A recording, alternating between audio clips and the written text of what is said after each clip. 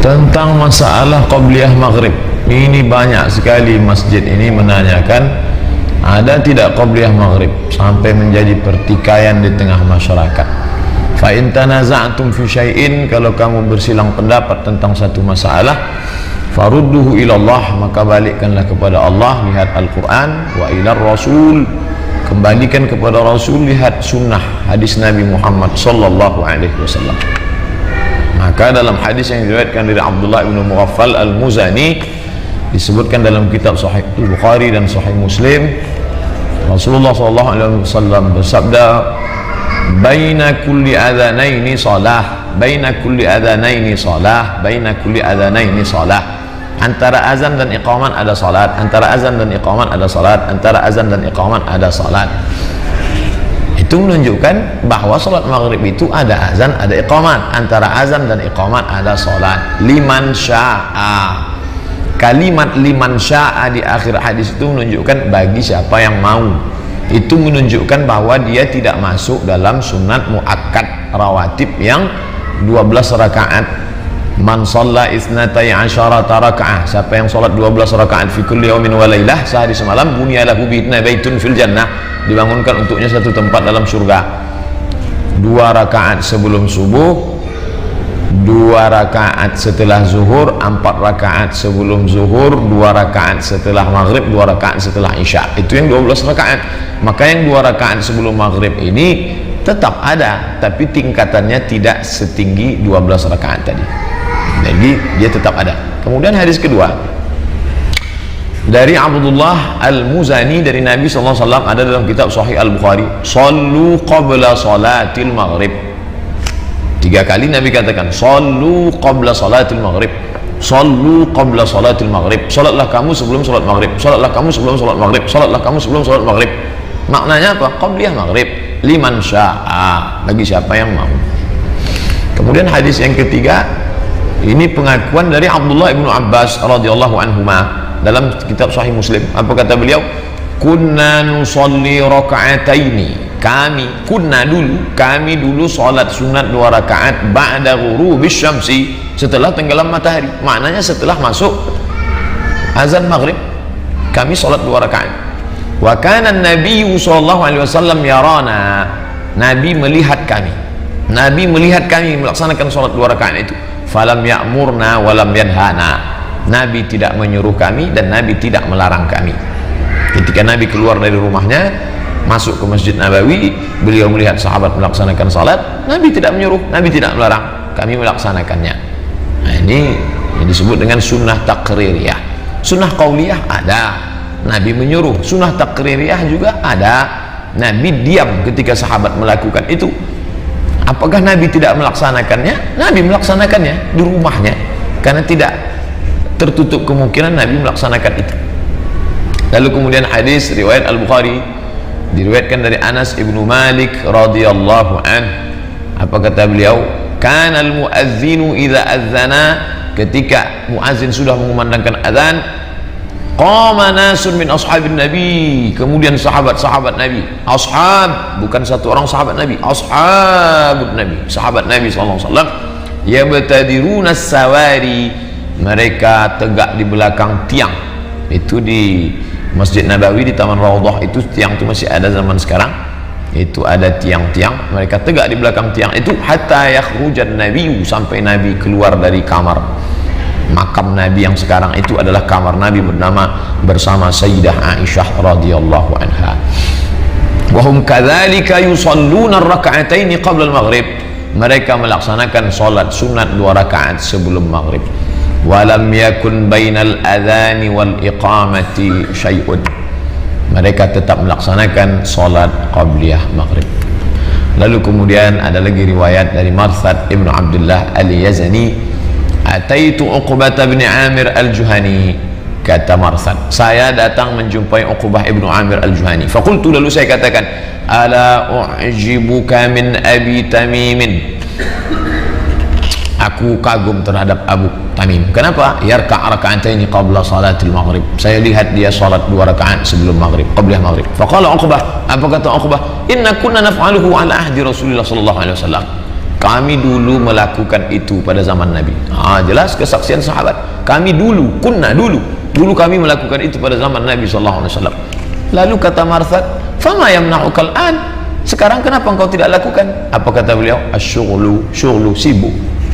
Itu menunjukkan ada, tapi tidak kuat. Oleh sebab itu, bagi pengurus masjid yang mau melaksanakan, laksanakanlah.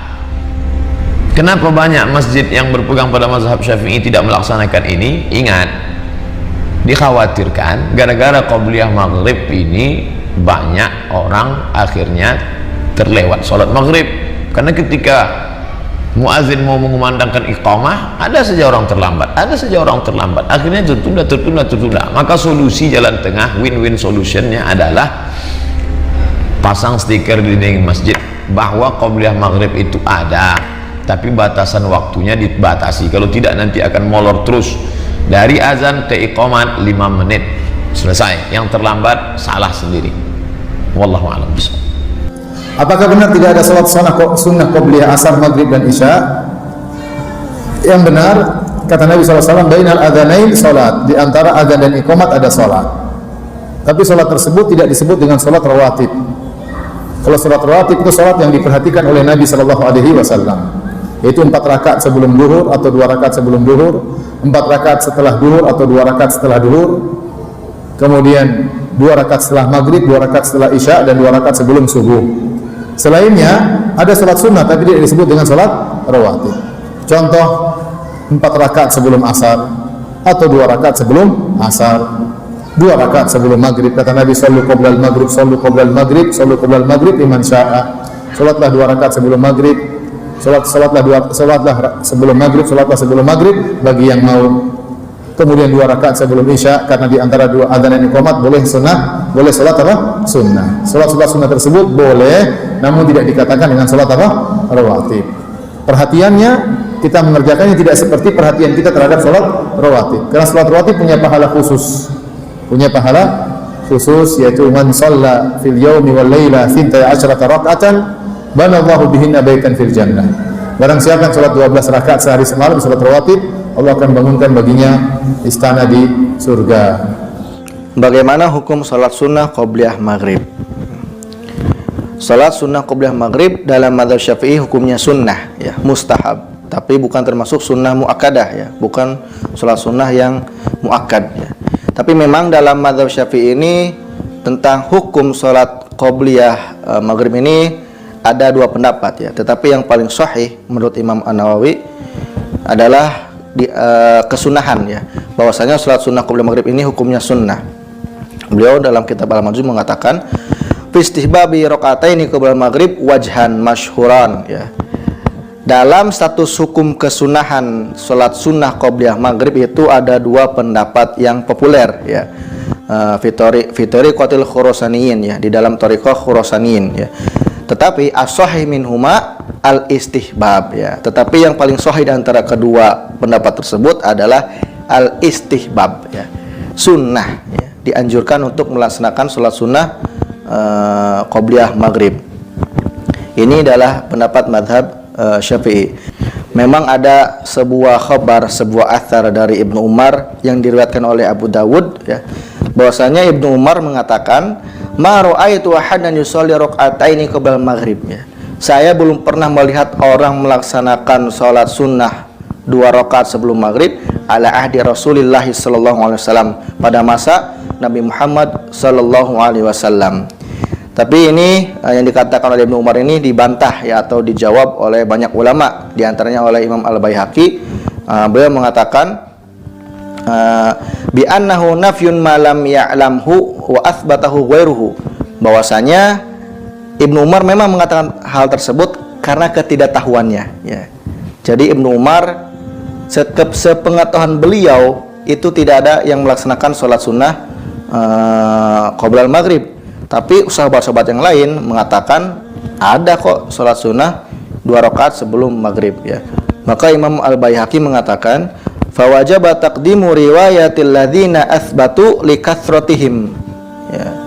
Wajib untuk lebih mengunggulkan, lebih mengedepankan, ya, pendapat atau kaul-kaul atau riwayat-riwayat para sahabat yang lain yang menetapkan adanya sholat sunnah qobliyah maghrib dibanding riwayat yang hanya dari Ibnu Umar seorang saja.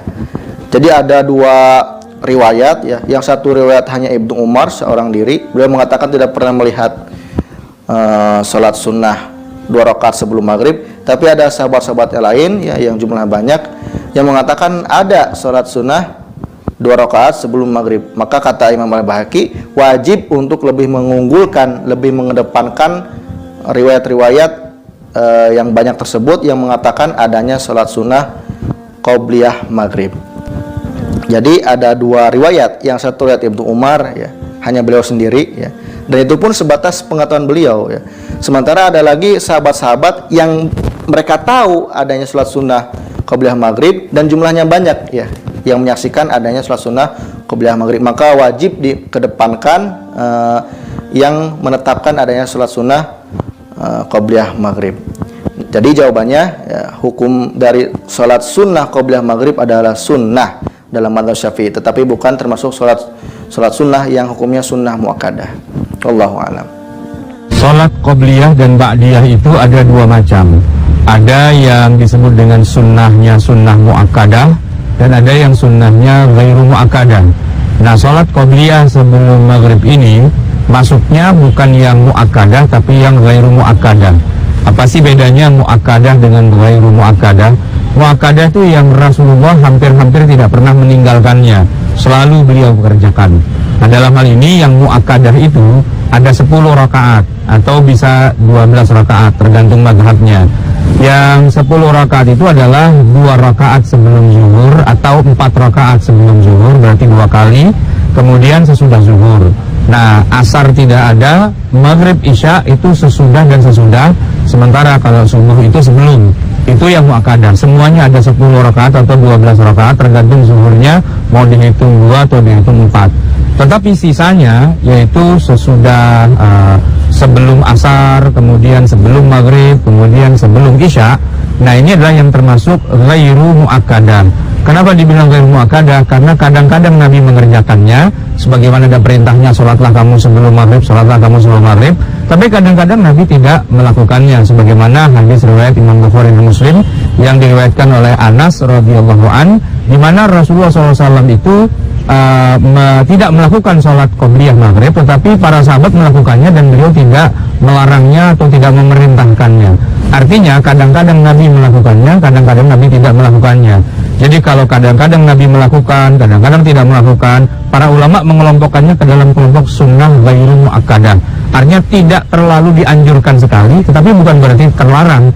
Sebagaimana misalnya sholat pada saat matahari sedang terbenam. Nah, kalau itu memang dilarang. Sholat pada saat sesudah sholat subuh misalnya, ada 5 waktu sholat yang terlarang, yaitu pada saat sesudah kita selesai sholat subuh, pada saat matahari sedang proses terbit, pada saat matahari sedang tepat berada di atas kepala, sesudah sholat asar, dan pada saat matahari sedang terbenam.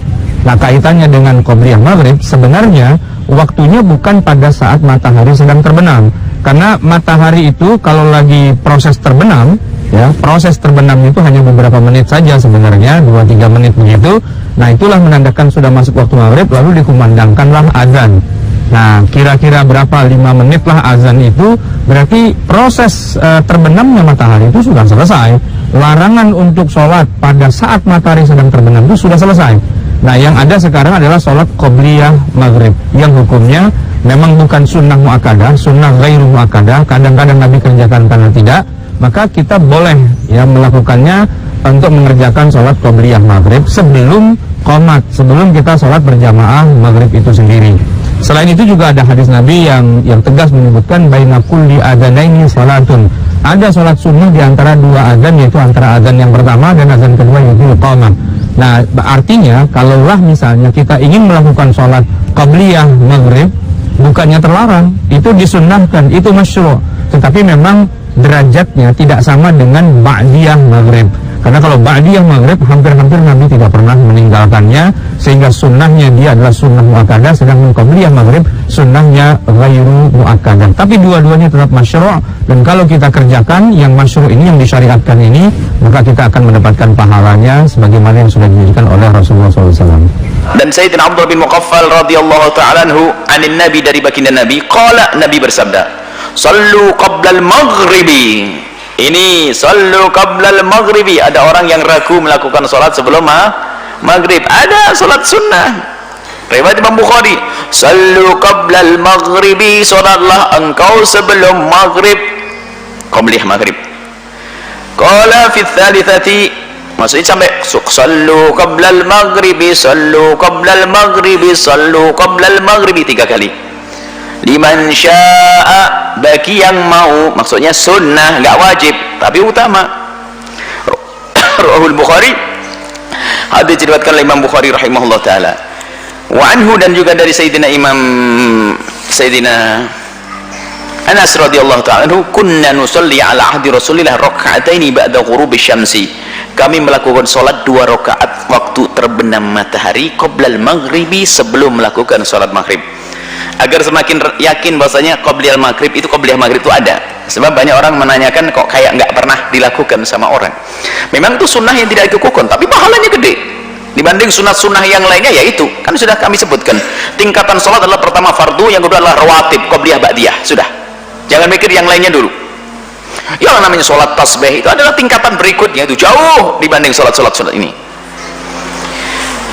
Karena akan Rasulullah sallallahu fakila, kemudian ada yang bertanya, apakah Nabi pernah sholat qobliyah maghrib, kok kamu melakukan, hei sahabat-sahabat? Qala, karena Nabi itu pernah yarona, menyaksikan kami, nusallihima, sholat qobliyah maghrib, falam ya'murna walam yanhana. Nabi diam saja, nggak ngelarang, nggak nyuruh. Maksudnya ngelihat saat kami melakukan sholat qobliyah maghrib, diamkan saja. Berarti takrir apa? Takrirnya Nabi kalau sudah mengukuhkan berarti adalah boleh, sunnah. Wa anhu, dan dari Sayyidina Anas juga, qala kunna bil Madinati, aku berada di kota Madinah. Fa idza adzana al muadzin li sholatil maghrib, tiba-tiba terdengar dikumandangkan adzan maghrib. Kemudian setelah itu ibtadaru as-sawariyah, sahabat-sahabat Nabi bergegas menuju tiang-tiang. Sawari tiang itu karena mereka ngerti sholat itu ngadep ke sutroh, ada tembok ngadep. Jadi ini adalah termasuk sunnah yang sering dilupakan, nanti akan disebutkan. Jadi kalau anda melakukan sholat, hendaknya anda menghadap kepada sesuatu. Kalau ibu bawa tas duitnya banyak, taruh di depan, jangan belakang. Kalau di belakang nggak khusyuk, nanti menunjukkan nggak pernah ngaji itu. Sambil diinjak ikatnya, nanti ikatnya nggak keinjak, nanti bingung. Nggak, taruh tas depan, jadikan sutroh pembatas. Nah ini taruh di belakang nggak enak, di depan kayak nyembah. Siapa nyembah? Kita nggak nyembah barang, kita nyembah Allah. Sutroh, sunnah, kasih pembatas. Sajadah pemasuk, jika sudah nggak ada baru kelas saja dong, masih bisa membuat gundukan, kok pakai sajadah nanti dulu itu. Bahkan sebagian mengatakan tidak dianggap sah.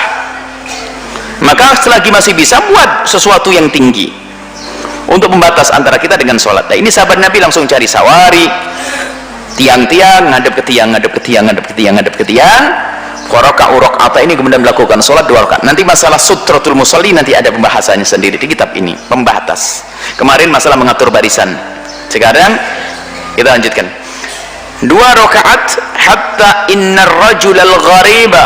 Jadi sahabat Nabi itu begitu bersemangatnya melakukan sholat sebelum maghrib itu, sampai kalau ada orang baru datang ke masjid, bukan orang yang biasa ke masjid, orang baru datang ke masjid, layat khulul masjidah, masuk masjid, fayahsibu, menduga anna sholata qad suliyat, dipikir sudah sholat maghrib, karena orang pada berdiri semuanya.